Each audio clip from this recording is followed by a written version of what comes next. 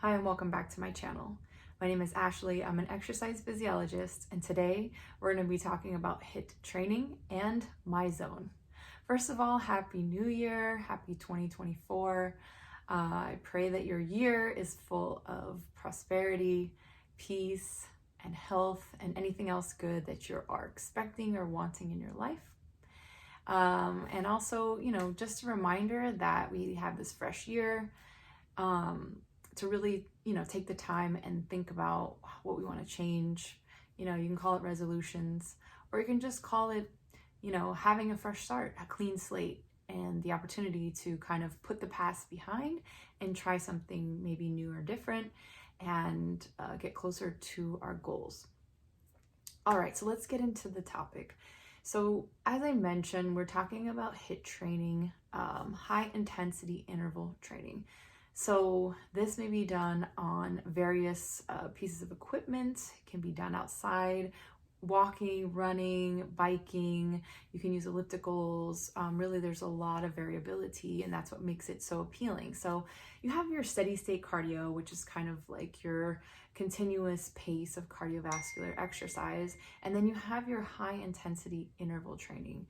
So what we're really doing here is getting the heart rate up and down throughout the workout to kind of train our bodies and to strengthen our heart. So I have some research here that I'm gonna talk to you about, and I'll obviously put it in the description below so you can look at it yourself. Okay, so in 2021, there was a study that analyzed high intensity interval training as a tool for improving mental health and cognition. All right, so this study showed that, people with anxiety or people that were prone to anxiety or depression, that HIIT training actually helped reduce anxiety symptoms. Let's talk a little bit more about that. Okay, so people that sometimes have anxiety or are prone to, say, they feel their heart rate elevated, or the symptoms of anxiety sometimes can make people have anxiety, right? So if their heart rate goes up, they tend to get anxious, and it's like a vicious cycle.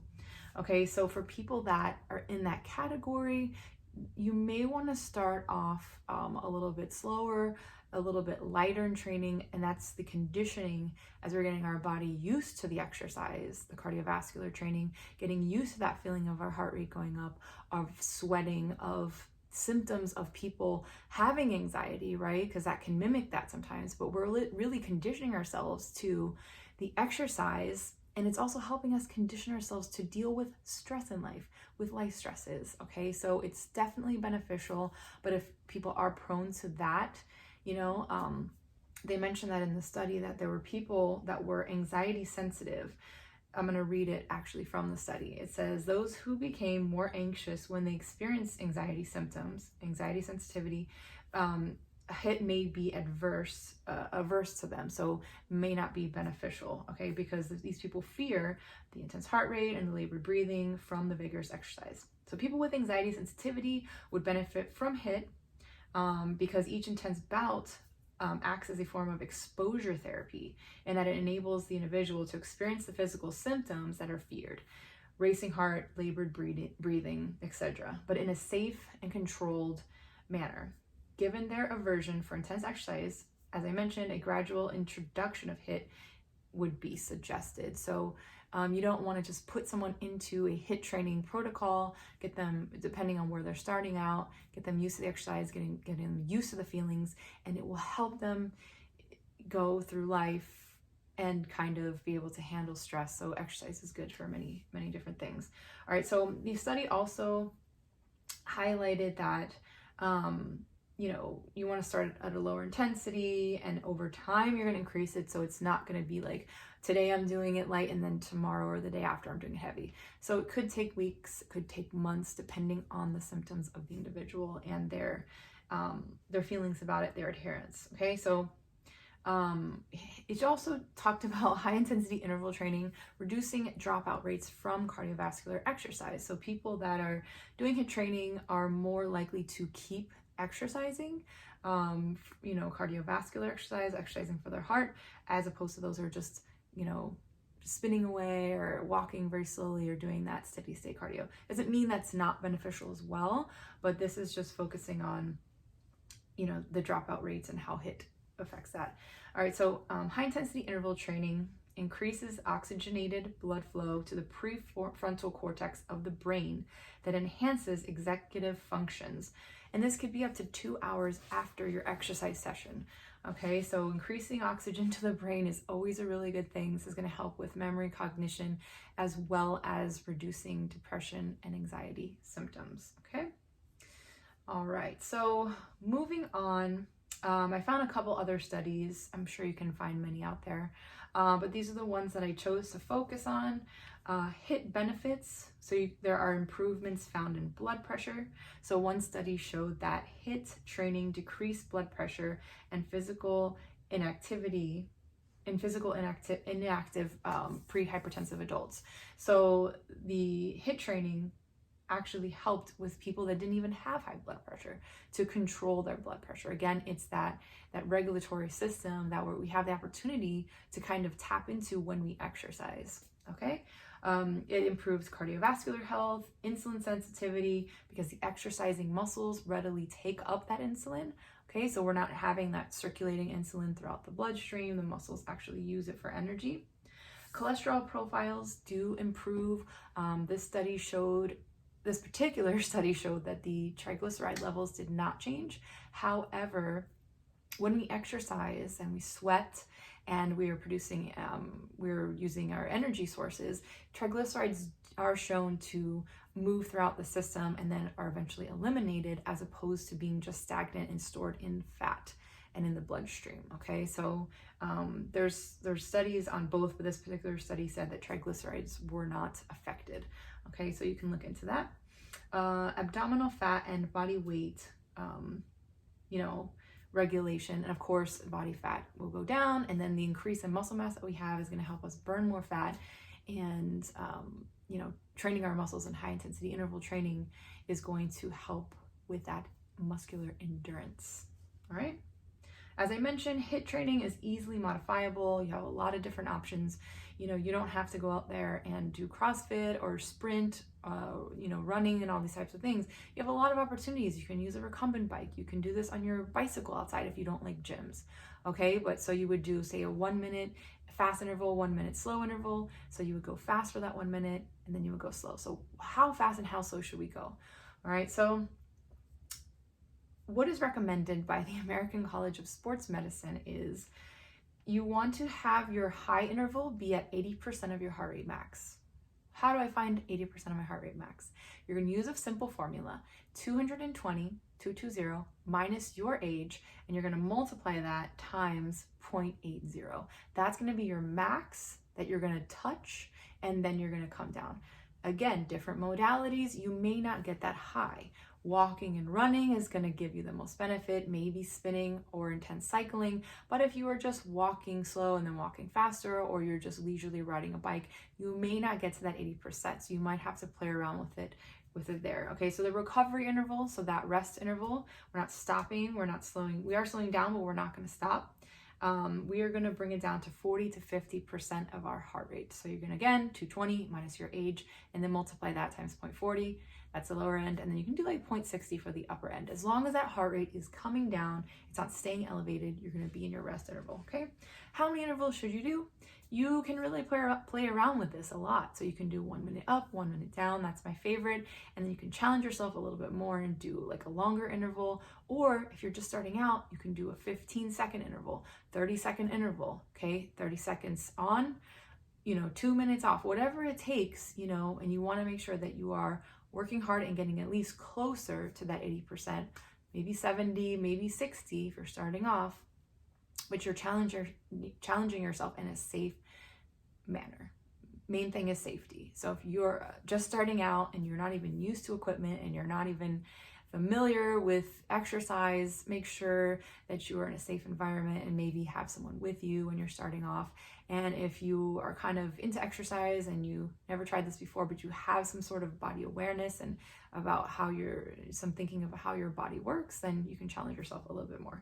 I know that kind of like goes without saying, but I just want to give that as a disclaimer on this channel. Okay. All right. So I'm going to show you some ways that I track my heart rate. I have my Garmin watch, which I use for my activities, but I mostly use that for my steps, and I'll talk about that in another video. I had a Garmin Venue 2 Plus. I ended up returning that and I got the Phoenix. So look forward to that video. Again, I am not affiliated with any of these companies. I just use them and really like the products, and I just want to share that information with you, okay? So what I like to use for my high intensity interval training, for spinning, for running, I use the MyZone, and I've shared this before on my channel. I got this at my job, so it was a great opportunity. It's a little bit wet right now because I washed it after exercising this morning. It does come with a red strap. I recently purchased a replacement strap because my strap was getting dingy, and it was red, so I kind of wanted something a little more neutral, and I found that on Amazon. Not expensive at all. This product will cost you around $150. I got it for free at my job, but you know, I think they sell it for $120 something, and then on Amazon I read that it was or I saw that it was like about $180. This will last you for a very long time.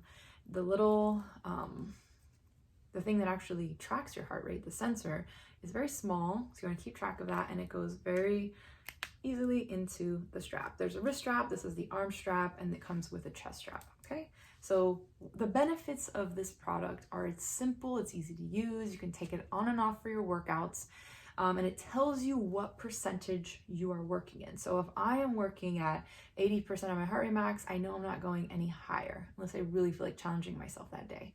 Or if I'm having trouble getting my heart rate down and I'm kind of like staying high, you know, I know that I don't have to work as hard. I can kind of take it easy. So I'm not going to overwork, and I'm not going to, you know, just cause more harm than good to my body. You want to stay in those heart rate training zones. So heart rate training zones, calories, and it gives you move exercise points.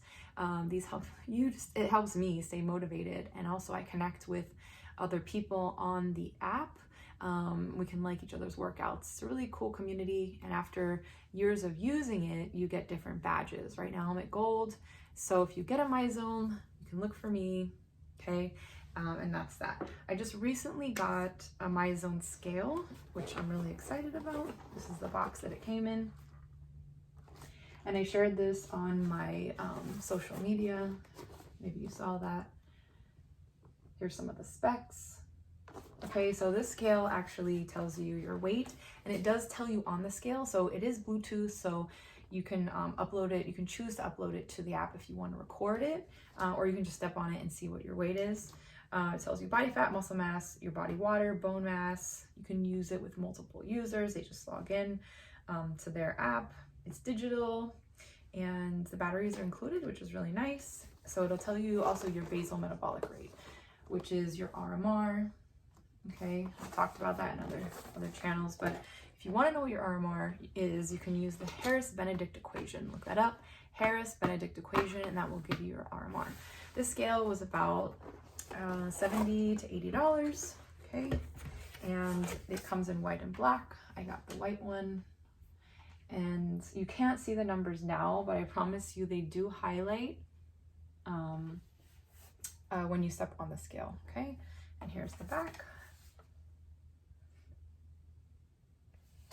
And again, you know, you want to try to get into the habit of, you know, seeing what your weight is. You shouldn't be obsessed with your weight, but maybe once a week or once a month, you know, if you're training towards a goal, it's really good to know these statistics. Is this 100% accurate? Of course not. The only really accurate way of measuring your weight and all these things, body fat percentage, is a DEXA. You can also use a bod pod, but bioelectrical impedance, which is what this is, so you have to stand on the scale without socks or shoes on, it has to go through your skin. It's a really good reading, but it's not 100% accurate, okay? DEXA is an x-ray, so that's going to be a lot more accurate. However, with that said, when you use this, and only this, it helps you track your progress over time.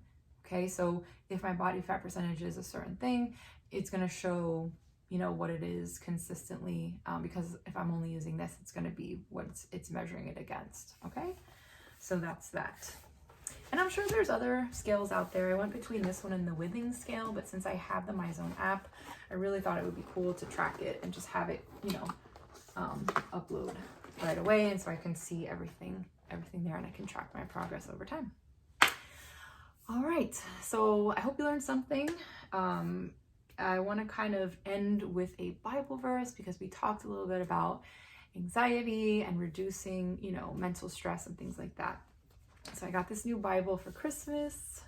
It's so common and it's so easy to look at Bible verses on your phone, but I wanted to have, a physical Bible because there's just something about opening the pages and, it's an actual book that makes you feel, I don't know, it's very comforting. And this one is cool because it has like the little labels to help you find out where the verses are. All right, so we're going to go to, take a journey to Philippians 4, 6 through 7, and I highlighted it. So kind of, reminds me of when I was a kid and I was going to a Christian school and we had our Bibles and we're really encouraged to highlight, and I have my pink highlighters and it just kind of feels good, feels special. So this is kind of like one of my New Year's resolutions, or one of my, New Year's goals is to, highlight in my Bible and bring it to church with me and all of that. Okay, so it says,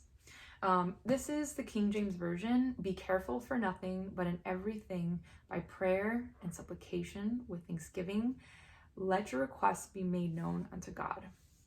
And in the New King James Version, care is, it's talked about as be anxious for nothing. If you've heard this verse before you've heard be anxious for nothing, right? So I think the main takeaway from it is, instead of being anxious, instead of, worrying about things, talk to God, pray, and thank Him. Obviously, we're going to be praising Him as well, but thank Him and pray when you're feeling that fear, when you're feeling that anxiety. So if you're starting a new exercise plan and you don't know how it's going to go and you're afraid to sweat and you're afraid to get your heart rate up, you can pray and ask God to be with you in those moments and to help you create goals and be with you throughout, the challenges that may come through that journey. I'll be transparent and tell you that, I used to hate sweating. I used to hate exercising. I just wanted to feel comfortable all the time. This was a long time ago. And I really struggled with that because I played softball. And the more I resisted, the sweating, it kind of affected my performance, obviously, because it's a physical activity, softball.